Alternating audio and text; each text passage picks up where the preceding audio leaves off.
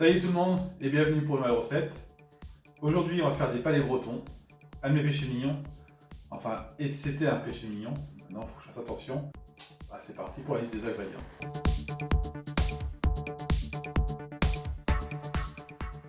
Alors pour faire entre 20 et 30 palais bretons, il nous faut 4 jaunes d'œufs, 200 g de beurre demi-sel, forcément, 200 g de sucre, 300 g de farine, un sachet de levure chimique et 6 bonnes pincées de fleur de sel. Alors je commence simplement en mettant les œufs et le sucre dans le bol et je mélange 45 secondes, vitesse 5. Donc ça vient mousser, je racle ma paroi. J'ajoute maintenant mon beurre que j'ai coupé en morceaux et je remets 45 secondes, vitesse 5. Et maintenant j'ajoute le reste de mes ingrédients, c'est-à-dire ma farine, ma levure chimique, ma fleur de sel, donc 6 bonnes pincées. Et là je mets 1 minute en mode pétrin. Voilà. Ma pâte est prête. Je la mets dans un film étirable.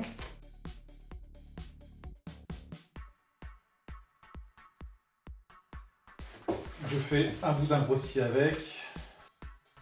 Et là maintenant je la mets 30 minutes au frigo. Donc là j'ai sorti ma pâte. Pour que ce soit un peu plus pratique à travailler, je la divise en deux. Et je tasse. Et je refais un autre boudin. Et il faut qu'il y ait un diamètre d'environ 3-4 cm.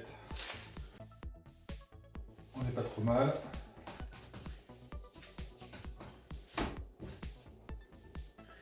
Remarquez que j'ai aplati les bords, c'est quand on va couper, ça évitera d'avoir une forme trop arrondie sur le dessus du palais.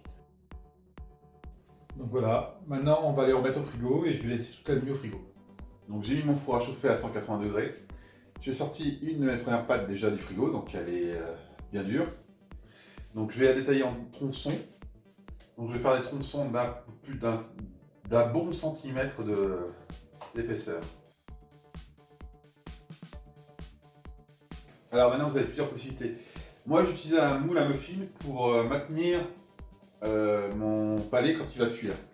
Si vous le mettez sur une plaque toute seule, ils vont être bons et ils vont plus avoir l'aspect de... Ils vont pas avoir l'aspect d'un palais breton, ils vont s'étaler sur le dessus. Ce sera plus comme un biscuit normal.